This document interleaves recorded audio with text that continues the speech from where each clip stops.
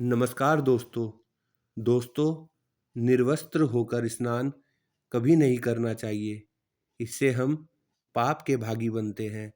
ये हम आपको आगे बताएंगे कि हमको निर्वस्त्र होकर नहाने से क्या-क्या नुकसान होते हैं। आप स्नान करते समय अपने शरीर पर तौलिया या कोई अन्य वस्त्र को लपेटते ही होंगे। अगर ऐसा नहीं करते हैं तो आप कितनी बड़ी गलती कर रहे हैं, शायद इसका आपको पता भी नहीं है।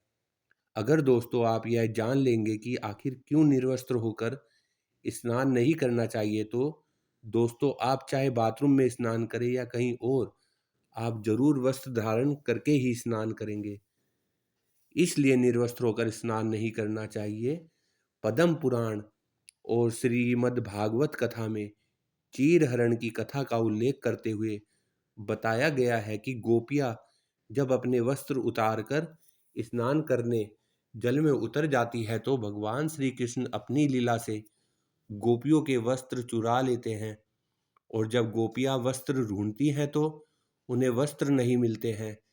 ऐसे समय में श्री कृष्ण कहते हैं, गोप कन्याओं, तुम्हारे वस्त्र वृक्ष पर हैं, पानी से निकालो और वस्त्र ले लो।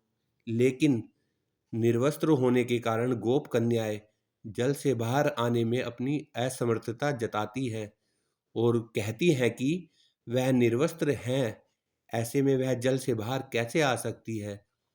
श्री कृष्ण गोप कन्याओं से पूछते हैं, जब निर्वस्त्र होकर जल में गई थी तब शर्म नहीं आई थी?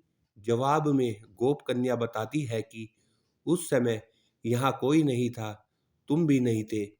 श्री कृष्ण कहते हैं, यह तुम सोचती हो कि मैं नहीं था, लेकिन मैं तो हर पल हर जगह मौजूद होता हूँ।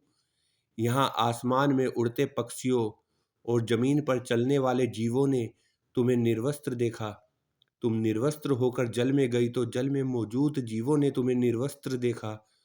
और तो और, जल में नग्न होकर प्रवेश करने से जल रूप में मौजूद वरुण देव ने तुम्हें नग्न देखा और यह वरुण देव का भी अपमान है और तुम इसके लिए पाप के भागी हो।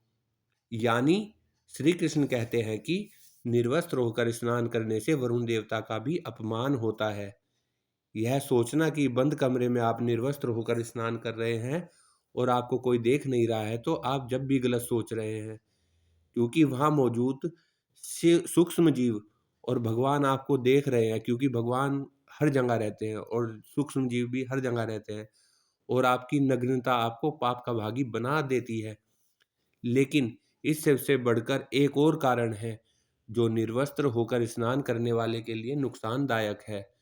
तो दोस्तों, गरुड़ पुराण में बताया गया है कि स्नान करते समय आपके पितृ यानी आपके जो पूर्वज हैं वो आपके आसपास ही रहते हैं और वस्त्रों से गिरने वाला जो जल होता है उसको वो ग्रहण करते हैं, जिससे उनकी तृप्ति होती है। और आप अगर निर्वस्त्र स्नान करते हैं तो आपके पितृ अतृप्त होकर नाराज होते हैं, जिससे व्यक्ति का तेज, बल, धन और सुख नष्ट हो जाता है। इसलिए दोस्तों, कभी भी निर्वस्त्र होकर स्नान नहीं करना चाहिए। इस चीज़ का आप सदैव ध्यान रखें और इस चीज़ का पालन करें। जब भी आप स्नान करें, चाहे वो गंगा में करें, अपने बाथरूम में करें, बंद कमरे में कहीं पर भी करें, तो स्नान करते समय सर शरीर पर कोई ना कोई वस्त्र धारण अवश्य करना चाहिए। इस कहानी से अगर आपको कोई ज्ञान मिला है और आपको ये कहानी अच्छी लगी है तो आप मेरे इस कहानी को लाइक कीजिए और मेरे इस चैनल को भी सब्सक्राइब कीजिए। नमस्कार दोस्तों, धन्यवाद।